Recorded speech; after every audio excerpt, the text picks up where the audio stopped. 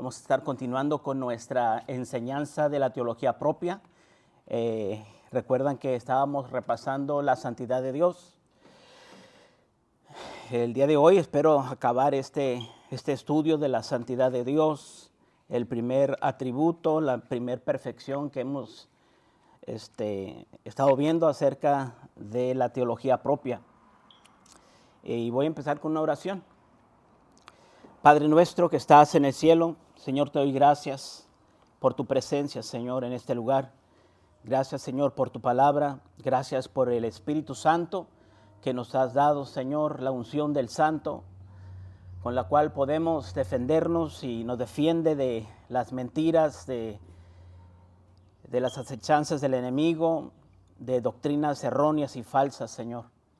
Porque tú, Espíritu Santo, nos llevas y nos guías a toda verdad. Tu palabra es verdad, Señor. Gracias por eso, Señor. Te damos gracias por nuestra salvación, por el sacrificio que tú hiciste en la cruz ya hace 2000 años. Gracias, Señor, por mis hermanos que han dispuesto en su corazón este día para servirte, para adorarte, para bendecir tu nombre y aprender de ti. Sabemos que el tema principal de esta serie es conocerte y entenderte mejor, para poder amarte mejor. Ayúdanos entonces a conocer más de Dios, porque sabemos que el concepto que tenemos nosotros de Dios determina nuestra vida, determina nuestra forma de educar a nuestros hijos, la forma en que trabajamos, estudiamos e inclusive la forma que moriremos, Señor. Es vital, es de vida y muerte conocerte. Tú mismo dijiste a los judíos, a los religiosos, a los fariseos, que era necesario conocerte a ti como el gran yo soy. Porque si no creéis que yo soy, en vuestros pecados moriréis. Por lo tanto, es vital, es de vida o muerte, Señor, conocerte y saber quién realmente es el Hijo del Hombre, quién realmente es Jesús de Nazaret. Ayúdanos entonces en este caminar por tu palabra para conocerte mejor y entenderte mejor. En el nombre de Cristo Jesús te lo ruego. Amén. Le doy gracias primeramente a Dios y también a nuestro pastor Mario, que hace 2 semanas tomó mi lugar porque estuve enfermo y pues nadie pudo venir a la iglesia ese día. Así es que ese día que fue por Facebook, por medio de Facebook, me tocaba a mí. Pero dado que estábamos enfermos en casa, pues tuve que pedirle a nuestro pastor que tomara mi lugar y ahora estamos aquí, ¿verdad? En su lugar. Esperamos que el Señor sea bendecido por su palabra. Entonces, para dar un resumen pequeño y muy rápido de lo que hemos abarcado hasta el día de hoy, dijimos que la santidad de Dios, hablamos de que esta palabra tiene 2 referencias, 2 definiciones, se puede entender de 2 formas. Y la primaria es el hecho de que Dios está separado de nosotros. Y lo que lo separa de todos nosotros es precisamente sus características, sus virtudes, sus perfecciones, sus atributos. Nadie tiene los atributos que Dios tiene. Por lo tanto, Él está santificado. No hay nadie como Él, ¿verdad? Eso lo miramos. Después pasamos a la segunda referencia o definición de la palabra santidad, y la cual miramos que se refleja en las obras que Él hizo. Recuerdan que miramos eso como el Señor al principio creó los cielos y la tierra, y la palabra dice que cuando Dios creó todo, Él vio y que era bueno y bueno en gran manera. Concluimos aquella vez que también el Señor, cuando hizo al hombre, lo creó recto, según Eclesiastés 7:29. El rey Salomón dice, he aquí solamente esto hallado, que Dios hizo al hombre recto, pero ellos buscaron muchas perversiones.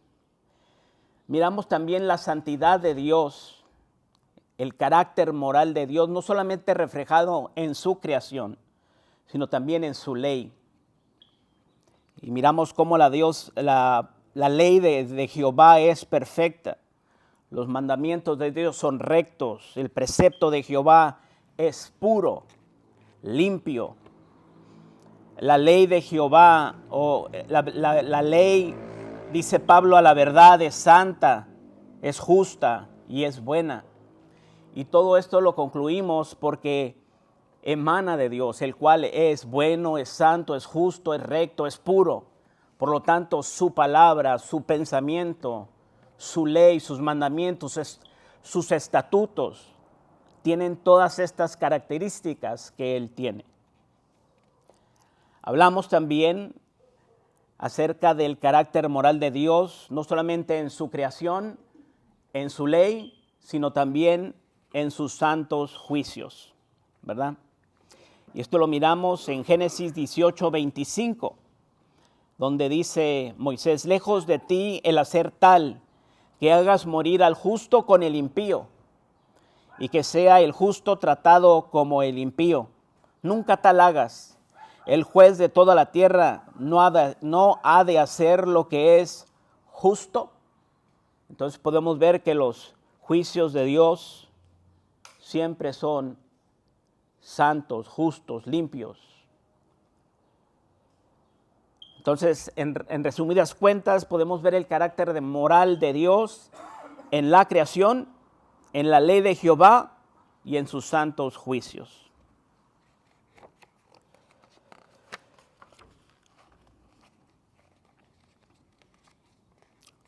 La vez pasada quedamos que íbamos a ver la manifestación más grande del carácter moral de Dios, la manifestación perfecta de la santidad de Dios. Y concluimos y dijimos aquella vez que era ¿quién? Jesús. Sí, recuerde que Jesús es siempre la manifestación más plena, más llena, más perfecta de todos los atributos de Dios. Llámese amor, justicia, benignidad, bondad, fidelidad, santidad, todo. La eternidad de Dios, todo. La vida de Dios, la palabra de Dios, el pensamiento de Dios, la sabiduría de Dios es Cristo. Siempre. Es nuestro Señor Jesucristo quien es el ejemplo, la manifestación más sublime de la santidad de Dios. La encarnación del Santo Hijo de Dios se acentúa al compararlo con el trasfondo de este mundo pecaminoso. En el pesebre podemos ver revelada más claramente la santidad de Dios. Las estrellas del cielo pueden ser vistas con más claridad y resplandor, no durante la luz del día, sino más bien cuando son contrastadas contra la densa obscuridad de la noche. De la misma forma, el Hijo de Dios encarnado nos ha dejado vislumbrados en este mundo lleno de tinieblas, con el resplandor de su santidad, pureza, limpieza y hermosura. Cualquier cosa que uno quiera conocer acerca de Dios, Jesús lo da a conocer más plenamente, lo revela. Ciertamente esto es también verdad en cuanto a este atributo que estamos viendo el día de hoy, la santidad. Nuestro Señor Jesús es el exégesis de Dios, es decir, la explicación o la interpretación de Dios más perfecta y más plena. Si usted quiere saber qué es la santidad de Dios, vaya a Jesús. Si usted quiere saber y conocer qué es el amor de Dios, vaya a Jesús. Él lo va a exponer, Él lo va a explicar Por eso decimos que Él es el exégesis de Dios. Hablando de Jesús, la Biblia dice en Hebreos 1:3, el cual, siendo el resplandor de su gloria, y nótese que dice resplandor, no dice el reflejo, sino el resplandor de su gloria, que es muy diferente. La luna refleja la luz del sol, pero la luna en sí no tiene luz, ¿verdad? Bueno, de la misma forma podemos pensar equivocadamente que Jesús solamente es un espejo que refleja la gloria de Dios, que Él no tiene gloria, Él nada más está reflejando la gloria de Dios. Pero esto es incorrecto, falso, inclusive es una herejía antibíblica, porque la Biblia dice que Jesús es la gloria de Dios, que Jesús es el amor, la santidad, la sabiduría, el poder de Dios. Mas para los llamados, así judíos como gentiles, Cristo es el poder de Dios y la sabiduría de Dios. Entonces dice Hebreos 1:3, siendo el resplandor de su gloria, Él es el que da gloria a Dios y la imagen misma de su sustancia. Lo que el autor de Hebreos afirma es, si uno quiere saber algo acerca de Dios, la representación más clara de Dios es manifestada en la persona de Cristo Jesús. Si miramos la vida de nuestro Señor Jesucristo, nos daremos cuenta inmediatamente que toda su vida desde el principio a fin fue santa, limpia, pura, sin pecado. Miremos la anunciación que vino a traer el ángel Gabriel en Lucas 1:35. Respondiendo el ángel, le dijo, el Espíritu Santo vendrá sobre ti, le dijo a María, y el poder del Altísimo te cubrirá con su sombra, por lo cual también el santo ser que nacerá será llamado Hijo de Dios. Entonces podemos ver que esta persona, Jesús, desde su nacimiento, Él ya era santo. Él no necesita pasar toda una vida de 30 años para demostrar o para que Él sea santo. Él se comportó y vivió una vida santa porque el santo ser que nació de María, la persona que nació de María, ya era santo. Aquí miramos entonces al Espíritu Santo y al Santo de Israel, es decir, Dios Padre, mandando a su Santo Hijo Jesús a esta tierra. Ahora compare el nacimiento de Jesús con el nacimiento de cualquiera de nosotros que es descrito también en la palabra de Dios. En el Salmo 51:5, el rey David dice, he aquí, en maldad he sido formado y en pecado me concibió mi madre. ¿Sí puede mirar el contraste? Inmediatamente. Cuando nace nuestro Señor Jesucristo, el Espíritu Santo, el ángel Gabriel dice, el santo ser. Mas aquí David dice, he aquí, en maldad he sido formado y en pecado me concibió mi madre. Y esto es por consecuencia del pecado, porque ya le aprendimos y leímos en Eclesiastés 7:29 que en el principio no fue así. Cuando Dios creó al hombre, lo creó recto. Pero los hombres buscaron muchas perversiones.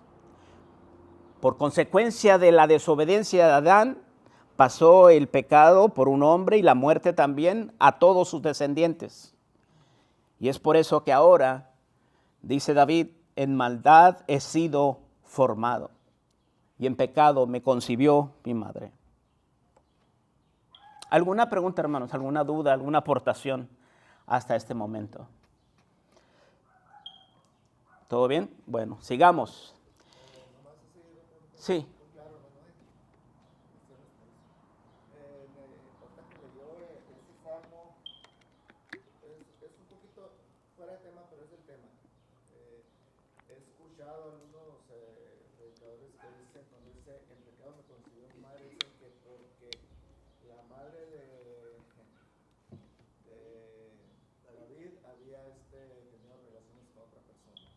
Okay. Okay.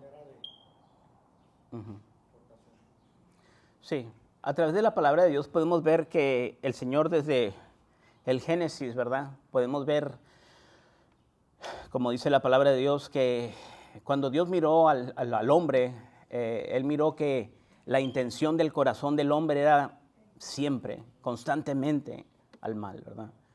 Y así hay otros versículos, ¿verdad? Que podemos, que la palabra nos enseña que la naturaleza del hombre está contaminada, ¿verdad? Y hemos hablado aquí en esta iglesia acerca de la depravación total del hombre, ¿verdad? La cual heredó de nuestro padre Adán, ¿verdad? Entonces, es importante hacer notorios esos otros versículos, ¿verdad? Cuando estamos hablando de la naturaleza pecaminosa del hombre, ¿verdad? No podemos hacer una doctrina solamente de un versículo, pero, ¿verdad? En su tiempo hemos mirado ya el pecado del hombre, la desobediencia del hombre, las consecuencias de ese pecado, ¿verdad? Que contaminó su vista, su hablar, su caminar, su pensar, su corazón, totalmente, ¿verdad? ¿Alguna otra aportación, hermanos? ¿Pregunta? Pues otro versículo que demuestra que nacemos con una imagen de Dios distorsionada es el capítulo 5 de Génesis, versículo 3. Y vivió Adán 130 años y engendró un hijo a su semejanza, conforme a su imagen, y llamó su nombre Seth. Y vemos que ya no fue como tan pura como con la imagen con la que fue creado él, sino que heredó esa imagen, pero distorsionada y manchada por el pecado. De acuerdo a Adán, De acuerdo a ¿verdad? Sí. Ok, perfecto. Muy buen ejemplo y muchas gracias. Sí. ¿Alguna otra aportación? ¿Todo bien? Sigamos entonces. El bautismo de Cristo. Pudiéramos también vislumbrar la santidad de Cristo en su bautismo. Una vez más, Dios Padre y el Espíritu Santo están presentes. Como ya lo vimos, todo lo que emana de Dios es santo. Y aquí vemos la afirmación de esto. En Lucas 3, versículos del 21 al 22. Dice, aconteció que cuando todo el pueblo se bautizaba, también Jesús fue bautizado. Llorando, el cielo se abrió y descendió el Espíritu Santo sobre él en forma corporal, como paloma. Y vino una voz del cielo que decía, tú eres mi Hijo amado, en ti tengo complacencia. Aquí vemos definitivamente una afirmación contundente de parte de Dios desde el cielo de la perfección moral del Hijo de Dios, nuestro Señor Jesús. Contraste esta afirmación de contentamiento con el diagnóstico vergonzoso que Dios declara en cuanto al ser humano. En Romanos capítulo 3, versículos del 12 al 14. Por un lado, hablando de su Hijo, dice, en ti tengo complacencia. Tú eres mi Hijo amado. Mas de nosotros, Romanos dice, todos se desviaron. A una se hicieron inútiles. No hay quien haga lo bueno. No hay ni siquiera uno. Sepulcro abierto es su garganta. Con su lengua engañan veneno de áspides hay debajo de sus labios. Su boca está llena de maldición y de amargura. La garganta del ser humano, dice, es como un sepulcro abierto, en donde hay muerte, pudrición, huesos, ¿verdad? Hay engaño en su lengua. Dice que veneno de serpientes hay en sus labios, debajo de sus labios. Hay maldición y amargura. Entonces aquí está el contraste, ¿no? De Jesús dice, tú eres mi Hijo amado en el cual tengo complacencia. Y cuando habla del diagnóstico del ser humano, nos dice esto en Romanos. Hablemos de la muerte de Jesús. Si miramos la muerte de Jesús, podemos observar también su santidad. Segunda de Corintios 5:21 dice, al que no conoció pecado. ¿Recuerda qué quiere decir la palabra conocer en la palabra de Dios? ¿Qué quiere decir conocer? ¿Recuerdan? Relacionarse íntimamente con algo o con alguien. El Señor Jesús dice aquí, al que no conoció pecado, es decir, el que nunca tuvo una relación con el pecado. Nunca anduvo jugando ni coqueteando con el pecado. Por nosotros lo hizo pecado, para que nosotros fuésemos hechos justicia de Dios. ¿Se da cuenta? No justicia humana, no justicia angelical, para que fuésemos hechos justicia de Dios en Él. Porque hermanos, una cosa es la justicia humana, otra es la justicia angelical y otra cosa es la justicia de Dios. A Adán no le alcanzó su justicia para estar en la presencia de Dios para siempre. A Satanás, el cual era perfecto en todos sus caminos, no le alcanzó su justicia para estar con Dios para siempre. Lo que vino a hacer Jesús es compartir la santidad de Dios con nosotros. Él vino a arroparnos, a cobijarnos con la santidad de Dios para poder entrar confiadamente ante su presencia y permanecer allí para siempre. No como Adán, no como Lucifer o Satanás, que era perfecto, dice la Escritura, hasta que se halló maldad en él. Lo que Dios nos ha dado es infinitamente más grande. Nos ha hecho justicia de Dios en él, en Cristo. Primera de Pedro 1:18 al 19 dice, sabiendo que fuisteis rescatados de vuestra vana manera de vivir, la cual recibisteis de vuestros padres, no con cosas corruptibles como oro o plata, sino con la sangre preciosa de Cristo, como de un cordero sin mancha y sin contaminación. Hemos hablado de eso también, que cuando Jesús se presenta ante las autoridades judías y romanas, no se halló en él maldad, no se halló en él engaño. Él mismo le dice a la gente, a sus enemigos, ¿alguien me acusa de algún pecado? Nadie lo acusó de algún pecado. Miramos cómo los judíos lo interrogaron y no pudieron encontrar culpa en él. Se lo mandan a Herodes, el rey Herodes, y también él dice, yo no encuentro mal en él, y se lo manda a Pilato. Pilato lo interroga, ¿se acuerdan? Al estilo romano, para que confesara su maldad, su pecado, azotándolo hasta el punto de casi matarlo. Y de todas formas no halló en él pecado. Lo declaró inocente. Yo soy justo, no soy culpable de la sangre de este justo, y se lava las manos. El que lo entregó también, arrepentido, regresa las monedas, ¿verdad? Porque sabía que había entregado sangre inocente. Los que recibieron las monedas dijeron, no la toquemos, no la metamos al tesoro del templo, porque es precio de sangre. Fue por traición y sabían que Jesús era inocente. Entonces, esto es lo que habla el apóstol Pedro. Un cordero sin mancha y sin contaminación. Sí. Para agregar otro caso, ahí en el Evangelio de Juan, no recuerdo el capítulo, creo que es el 14 me parece.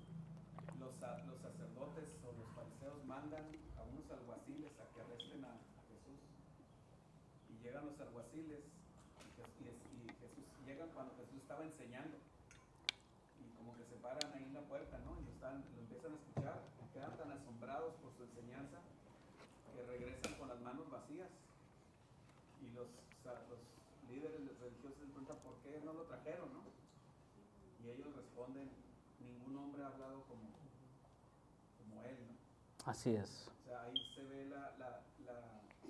la pureza del carácter moral del Señor. Del Señor Jesús. Y eso Amén. Eso es lo que hace más grave, digo, aquí ya me salgo tantito del tema, eso es lo que hace más grave el que la gente rechace a Jesús, porque no se trata de rechazar a una persona que es muy buena, pero que tiene algunos defectos. No, se están rechazando a la persona más santa, más pura, más inocente. O sea, no hay pero, ahora sí que no se le puede encontrar ningún pero a Jesús. Y esa es la condenación, lo que hace terrible la condenación es que están rechazando, como dijo Pedro en el discurso, en el libro de los Hechos, ¿verdad? Vosotros matasteis al santo, Al autor de la vida. al autor de la vida. Así es.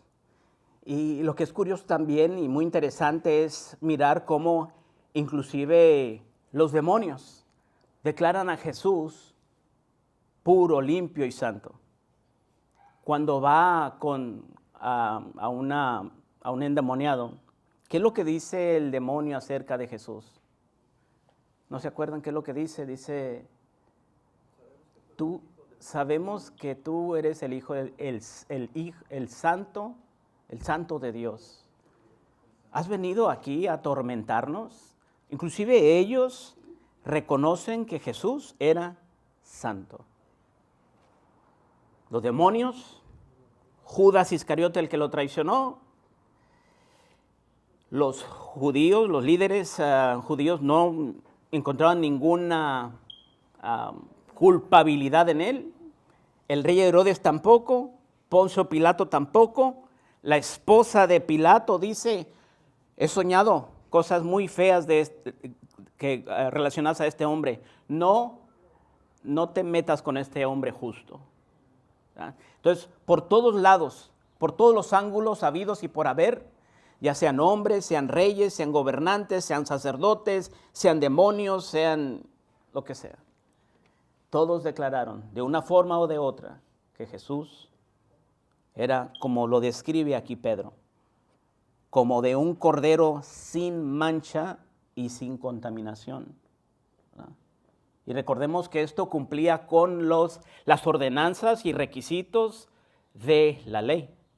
¿Verdad? Porque el cordero que tenía que ser ofrecido el día de Yom Kippur tenía que ser sin mancha, sin arruga, sin defecto. ¿Verdad? Entonces Jesucristo es el cumplimiento de ese mandamiento. Pudiéramos seguir hablando de la resurrección de Jesucristo y mirar más versículos bíblicos, pero basta resumir todo esto con el hecho de que Dios Padre levantó a su Hijo de entre los muertos. testificando con esto que ciertísimamente Dios estaba aprobando la perfecta santidad de su amado Hijo, como lo dice el Salmo 16, versículos del 9 al 10. Se alegró, por tanto, mi corazón y se gozó mi alma. Mi carne también reposará confiadamente, porque no dejarás mi alma en el Seol, ni permitirás que tu santo vea corrupción. La vida diaria de Jesús es una manifestación de la santidad de Dios. Fue tentado en todo según nuestra semejanza, pero sin pecado. Y ahora hablando con mi esposa, aprendimos algo nuevo. Es interesante cómo la palabra de Dios es armoniosa, ¿verdad? El pueblo de Israel fue llevado al desierto. Pero el pueblo de Israel una y otra vez, le fallaban a Dios, ¿verdad? Eran de duro serviz, y renunciaban, se quejaban, murmuraban de Dios. Es curioso mirar cómo Jesús, Él también es llevado al desierto, como lo enseñó nuestro pastor, por el Espíritu Santo, al desierto, igual que el pueblo de Israel, para cumplir lo que ellos no pudieron cumplir. Él fue tentado por Satanás, como lo explicó y lo explicaba nuestro pastor, pero Él no falló, porque Él es santo, hermano.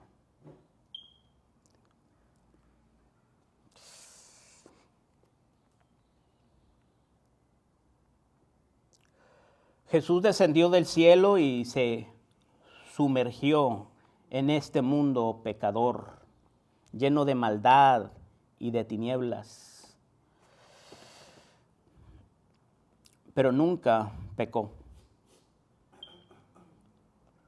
Jesús entonces es el resplandor de la santidad de Dios.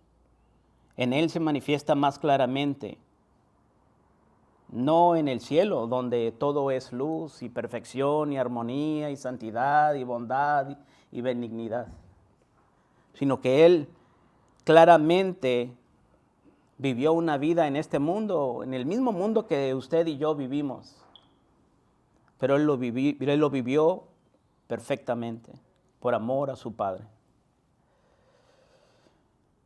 Porque Jesús era y es perfecto y santo en cualquier ambiente en que Él esté. Porque su santidad no depende de un lugar o de un tiempo, de una circunstancia. Su santidad es intrínseca, es parte de su naturaleza, ¿verdad? Observemos más de cerca la vida de Jesús en este mundo para tener una perspectiva más brillante de la santidad de Dios. Si usted quiere conocer la santidad de Dios, hermanos, usted tiene que ver a Jesús. Es lo que hemos concluido en este estudio. Cualquier atributo de Dios, si usted lo quiere conocer más a fondo, usted tiene que ver a Cristo Jesús. Él es el resplandor de la gloria. ¿Y qué es la gloria de Dios? La gloria de Dios son sus perfecciones. Y Jesús es el Señor, dice Primera de Corintios, el Señor de gloria. Él es el Señor, Él es el dueño, Él es el amo de la gloria de Dios, por cuanto Él es el resplandor de la gloria de Dios. En Juan 8:23 dice, y les dijo, vosotros sois de abajo, yo soy de arriba. Vosotros sois de este mundo, yo no soy de este mundo. Y en Juan 8:46 dice, ¿quién de vosotros me redarguye de pecado? Nadie podía acusar a Jesús de ser culpable de transgredir la ley de Dios. En Juan 14:30 dice, no hablaré ya mucho con vosotros, porque viene el príncipe de este mundo, refiriéndose al diablo, a Satanás. Y él nada tiene en mí. Y él nada tiene en mí. Él no tiene una relación conmigo. Dios nos ha invitado, hermanos, a tener una relación, una coinonía, una comunión, no solamente con Él, sino en Él y Él en nosotros. De Satanás dice, Él no tiene nada en mí. No hay nada que Él pueda, con lo cual Él pueda vislumbrarme, atraerme. Hemos hablado de esto. A nosotros, Satanás tiene muchas herramientas para hacernos pecar, hacernos fallar. No sé, para unos son diferentes las debilidades, ¿verdad? Para uno puede ser, no sé, el egocentrismo, la religión, la esposa, los hijos, la ropa, el dinero, el trabajo. De muchas formas puede venir y sacar su caña de pescar y poner una carnada ahí. Ya sé lo que Víctor falla o anhela o desea en su carne. Yo sé con qué va a caer y lanza. Pero Jesús dice, Él nada tiene en mí. No hay nada con Él. Él no tiene ninguna carnada que me atraiga. De hecho, el pecado a Jesús no es que Él tenga que resistirlo, sino que a Él le da asco el pecado. No tiene que resistirlo. Por ejemplo, yo pudiera resistir, no sé, comer algo que me gusta, ¿no? No sé, una comida de mi esposa, ¿verdad? Que cocina muy rico. Pudiera tratar de resistir, pero pues siempre me gana y como. Caes en pecado. Exactamente. Unos fritos, ya me conocen mis debilidades. Unos fritos con mucho chile y limón y sal, no, pues voy a tener que agarrar un poco porque es mi debilidad. Pero yo tengo que resistir porque sé que puede hacerme mal, ¿verdad? A mi cuerpo. Pero yo no tengo que resistir, no sé, un plato lleno de suciedad, porque me da asco. No tengo que resistirlo. Bueno, de la misma forma, cuando Satanás viene a Jesús y le presenta un plato de suciedad, Jesús no tiene que resistirlo. No lo atrae, no le da asco, ¿verdad? Es un ejemplo, una ilustración. Dice, sí. Ahorita se me vino a la mente el hecho de que el hombre, dijiste que estaba contaminado por el pecado. Jesús, en él no estaba esa naturaleza, esa contaminación, por eso no le atraía. Así es. No tenía esa naturaleza pecaminosa, ¿verdad? Como todos nosotros que heredamos esa naturaleza de nuestro padre Adán. Gracias. Jesús entonces no podía pecar porque su esencia y su naturaleza es santa. Él no podía pecar. Sí, adelante. También pienso que en esa que está comparando, Satanás ha conquistado terreno en nosotros, por decirlo de una manera. Ajá. Tiene algo ahí en nosotros, podríamos decir. Pero Jesucristo pues no tiene nada que reclamar o que ha conquistado dentro de su ser, ¿no? Pudiera ser de otra ilustración, porque Satanás a veces pues como dice, sabe cómo atacarnos, sabe cómo hacernos caer, porque le hemos dado cabida en nuestras vidas, le hemos dado espacio Exactamente, le damos un espacio en nuestro corazón. Cristo pues no tiene ese. Así es. Sí, gracias. Es un buen ejemplo. Entonces, sí. Perdón, disculpe. Vamos a sentar aquí para que se escuche. Sí. Estaba pensando que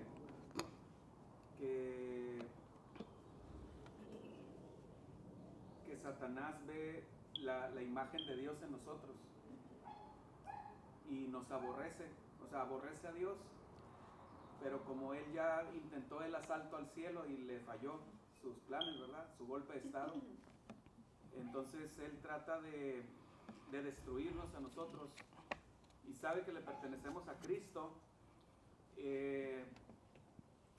Entonces, con los hijos de Dios, él lanza sus ataques más feroces para neutralizarnos, para que seamos ineficientes para el reino de Dios. Y una de las cosas que los cristianos tenemos que entender es que, o sea, Satanás, o sea, no debemos de ser ingenuos con Satanás. No tenemos que magnificarlo, al que tenemos, como dice la palabra, ¿verdad?, que temer y honrar es a Dios. Yo siempre digo que a Satanás no tenemos por qué tenerle miedo. Al que debemos de temer es a Dios. A Satanás se le respeta porque él tiene un ministerio en el universo de Dios. Es un ministro de Dios, ¿verdad? Se le respeta. Pero el que hay que temer es a Dios. Pero no hay que ser ingenuos con Satanás, porque Satanás nos odia con todas las fibras de su ser espiritual. Él aborrece especialmente a los hijos de Dios.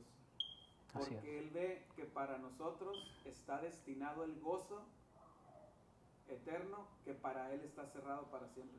Así es. Nos tiene un odio, ¿verdad? Nos tiene un odio muy profundo. Profundo porque odia a Dios. Sí, así porque es padre de mentira. Sí, porque él ve que Dios ha depositado su amor en nosotros y él aborrece eso. Sí. Sí, él vino a hurtar, matar y destruir, ¿verdad? Sí. Porque nos odia a Dios y odia a los hijos de Dios. Muchas gracias. Entonces Jesús no podía pecar porque su esencia y su naturaleza es santa, ¿verdad? Como menciona nuestra hermana Claribet.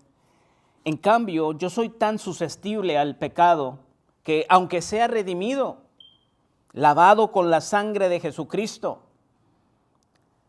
aunque he caminado con el Señor ya por mucho tiempo, muchos años he estudiado, meditado, memorizado, escudriñado la palabra de Dios. Hay algo en mí, en mi carne, que quiere responder a Satanás, al pecado y al mundo. Tengo que ser recordado continuamente de no amar este mundo, como hablaba nuestro hermano Alonso la semana pasada. Tengo que recordar el Salmo 1 que me enseña a no andar en consejo de malos, a no estar en camino de pecadores, a no sentarme en silla de escarnecedores, porque la corrupción que hay en mí ama todas estas cosas y me contamina, como dijo el Señor Jesús en Mateo 15, 19 al 20, porque del corazón salen los malos pensamientos, los homicidios, los adulterios, las fornicaciones, los hurtos, los falsos testimonios, las blasfemias. Estas cosas son las que contaminan al hombre. Muchas veces le echamos la culpa al diablo, ¿verdad? Y a Satanás. No, pues que me hizo hacer esto, me hizo hacer el otro. Y sí, es verdad, pero también la maldad está adentro del corazón, de donde salen todos los hurtos, los asesinatos, las mentiras, como lo dice y lo afirma nuestro Señor Jesucristo. Y como también lo vimos en una predicación en donde habla Pablo, ¿verdad?, que la maldad habita en mí, dice. El pecado habita en mí. Ciertamente el Espíritu Santo habita en los hijos de Dios. Pero Pablo dice, la maldad, el pecado habita en mí también. Mientras estemos en este mundo, no somos obra acabada, hermanos. No estamos perfeccionados todavía. Usted, como yo, somos tentados todos los días. Y en veces fallamos a Dios y pecamos. por lo cual debemos confesar nuestros pecados, ¿verdad? Porque tenemos a un abogado, el cual es fiel y justo para perdonarnos. Hay una ley del pecado en nuestros miembros, en este cuerpo de muerte, que nos hace susceptibles a todas estas influencias malvadas. Por eso la Biblia nos alerta a separarnos y santificarnos de estas cosas pecaminosas, de personas malvadas, mentirosas, sanguinarias, sin temor de Dios, por la influencia que tienen en nuestras vidas. Recuerde lo que dijo Pablo en Gálatas 5:9. Un poco de levadura leuda toda la masa. Y en 1 Corintios 15:33 dice, no erréis, las malas conversaciones corrompen las buenas costumbres. Vivimos una existencia muy frágil en este mundo caído. Yo tengo que cuidar mi vida, tengo que someter el pecado en mi carne, tengo que cuidar mis ojos, tengo que proteger mis oídos, tengo que cuidar mis pies de no ir a ciertos lugares. Tengo que guardar mi distancia de ciertas personas. En cierto sentido, tengo que vivir una vida reservada, prudente y discreta para no ser atraído por el mal y no quedar descalificado del ministerio. Nuestro Señor Jesucristo no tenía que proteger su santidad. Él no tenía la necesidad de aislarse de los pecadores, porque ni Satanás, ni el mundo, ni el pecado tenían algo en él. Es decir, no podían influir ni sacar nada malo del corazón de Cristo, porque era limpio, santo y puro. De Él no emana lo que emana de nuestros corazones. Jesús dijo dentro del corazón salen los malos pensamientos, los hurtos, los asesinatos, las concupiscencias, los adulterios. Del corazón de Cristo no emana eso.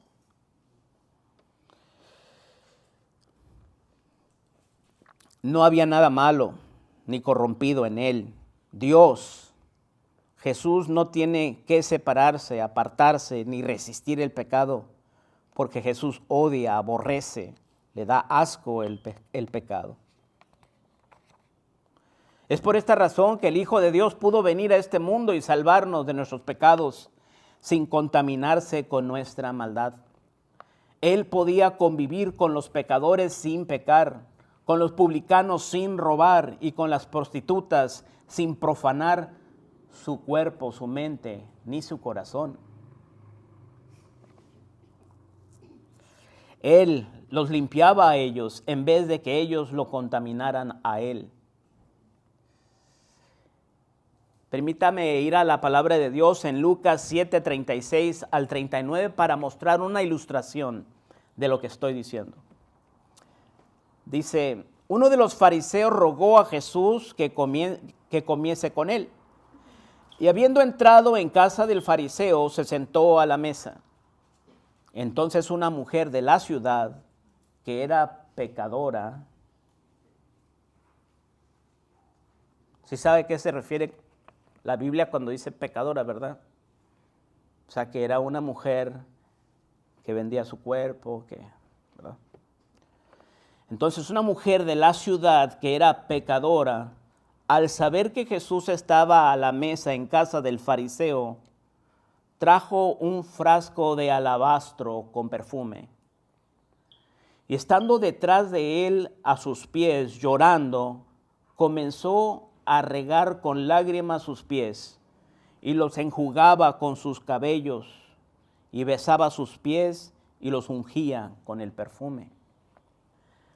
Cuando vio esto el fariseo que le había convidado, dijo para sí, en su mente, hablando de Jesús, si fuera profeta, conocería quién y qué clase de mujer es la que le toca, que es pecadora.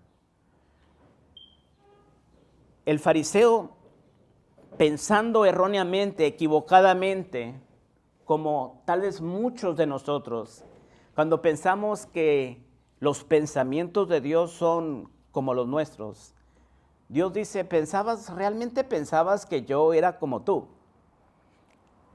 Que yo pienso como tú, que yo siento como tú. Estás equivocado.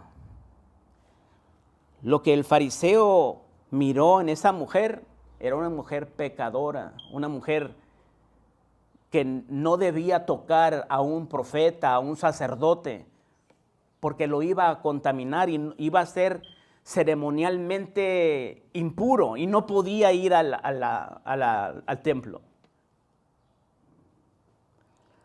Pero Jesús no fue contaminado por esta mujer, hermanos. Más bien Jesús purificó la vida de esta mujer. Jesús podía tocar a los muertos. Jesús podía tocar a los leprosos. Jesús podía tocar a estas mujeres, a los publicanos. Y todas estas personas no lo contaminaban a él. Mas él sí podía santificar sus vidas de todos y cada uno de ellos.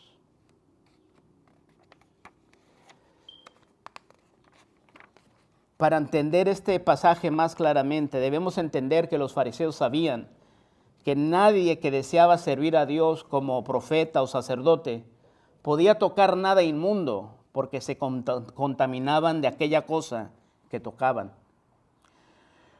No podían tocar a una persona enferma de lepra, no podían tocar a los muertos, a los huesos de alguna persona o animal muerto, como dice en Números 19, 11 y 16. No podían tocar a una mujer con flujo de sangre, Levíticos 12, 2 y 7, ni mucho menos a una mujer pecadora, porque quedarían ceremonialmente inmundos o sucios. Pero con Jesús, en vez de que la mujer pecadora lo corrompiera o lo hiciera inmundo a él, Jesús la justificó y la santificó cuando le dijo en Juan 7:48, tus pecados te son perdonados. La inmoralidad, maldad y suciedad de esta mujer pecadora no afectó a Jesús en lo absoluto, sino que tuvo misericordia para con ella. Por eso Hebreos 7:26 al 27 dice que tenemos un sumo sacerdote santo, inocente, como fue declarado por todos los líderes religiosos y Poncio Pilato, sin mancha, apartado de los pecadores y hecho más sublime que los cielos.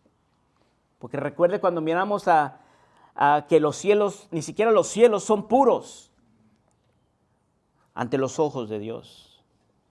Por lo tanto, Jesús es hecho más sublime que los cielos.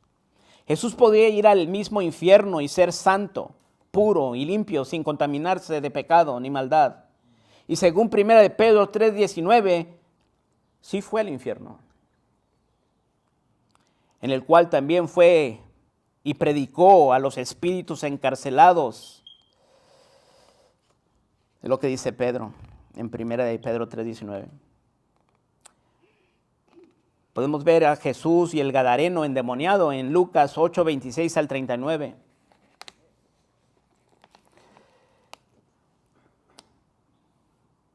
Jesús podía ir a la guarida de un endemoniado en los sepulcros, los cuales no podían tocar a los sepulcros porque había huesos de muertos. Pues Jesús fue. Y no solamente era el sepulcro, sino que ahí estaba un endemoniado. Estaba el lugar dominado por la legión de demonios. Y fue a purificar al gadareno y dejarlo sentado a los pies de Jesús, vestido y en su cabal juicio. Jesús y la mujer con el flujo de sangre. En Lucas 8:43, pudiéramos hablar también de la mujer que desde hacía 12 años padecía de flujo de sangre.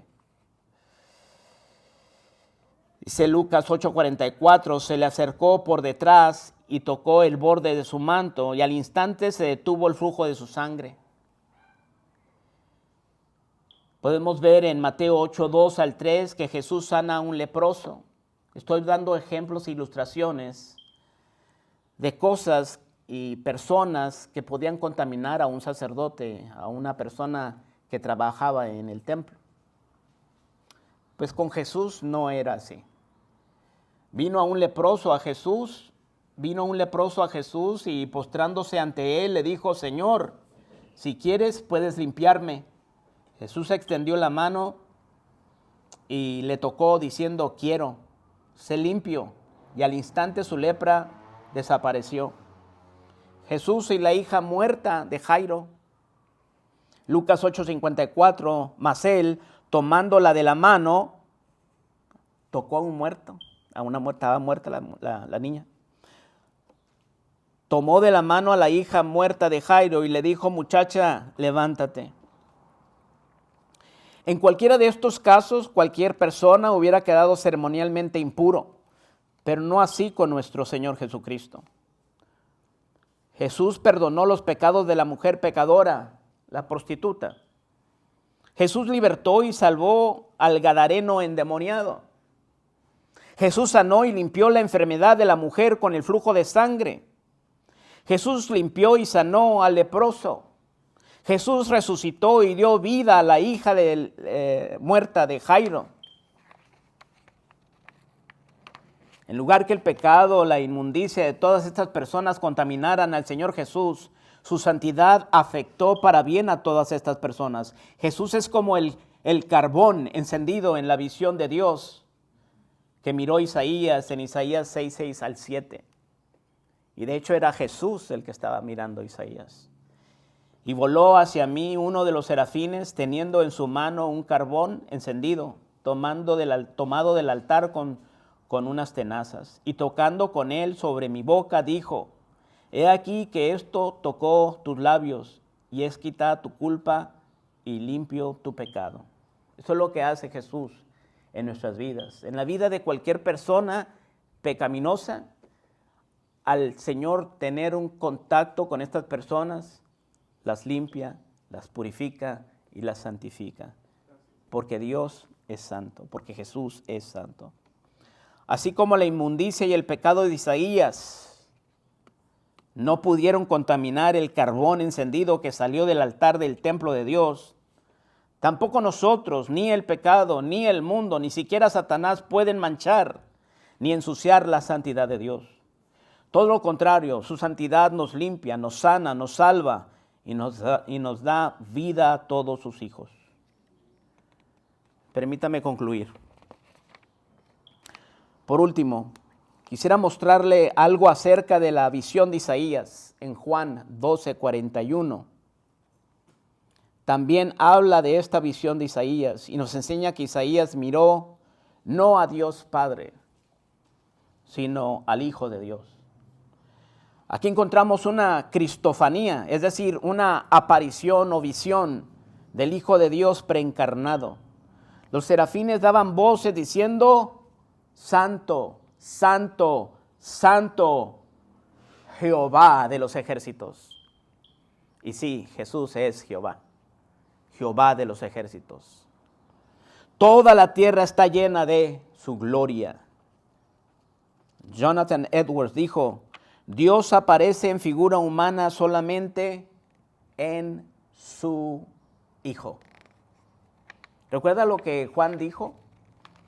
A Dios nadie le vio jamás. El unigénito que está en el seno del Padre, Él le ha dado a conocer. Jonathan Edwards, un teólogo reconocido, dijo, Dios aparece en figura humana solamente en su Hijo. Dios es tan extraordinariamente santo y apartado que no hay nada ni nadie que se asemeje a Él. En toda la historia humana solamente hubo un hombre que pudo decir, si me conocieseis, también a mi Padre conoceríais. Y desde ahora le conocéis y le habéis visto. El que me ha visto a mí, ha visto al Padre. En Juan 1:18 dice, a Dios nadie le vio jamás. El unigénito Hijo que está en el seno del Padre, Él le ha dado a conocer. Solamente Jesús puede representar fielmente la absoluta santidad perfecta de nuestro Dios. Él es el ejemplo, es la manifestación, es el resplandor más sublime de la santidad de Dios. Y sí, lo podemos ver en la creación, lo podemos ver en su ley, lo podemos ver en sus juicios, pero solamente hay uno que puede absolutamente, corporalmente, dice la palabra de Dios, en Él habita corporalmente toda la plenitud, la plétora de la deidad, todos los atributos, todas las perfecciones, toda la gloria, toda la santidad de Dios, habita corporalmente en un hombre, y su nombre es Jesús. Amén. ¿Hay alguna pregunta, hermanos? ¿Aportación? Bueno, esto concluye nuestra primera perfección de Dios, la santidad de Dios. En este trayectorio, en este estudio, en esta serie de la teología propia. Vamos a conocer a nuestro Dios, a entenderlo mejor, para amarlo mejor. Entre más conozcamos a Dios, más vamos a mejor amarle. Amén. Vamos a orar. Padre nuestro que estás en el cielo, Señor, te doy gracias una vez más por la explicación, por la palabra de Dios que fue expuesta, fue enseñada a tu iglesia. Gracias, Señor, porque nos ayudas a comprender y a entender todas estas cosas, todos estos atributos y perfecciones que rebasan nuestro entendimiento. Como dijimos al principio, Señor Espíritu Santo, toma control. Ayúdanos a entender y conocerte mejor. Ayúdanos a tener una relación íntima, continua y perdurable, una coinonía contigo, porque esta es la vida eterna, que te conozcan, que tengamos una relación íntima contigo.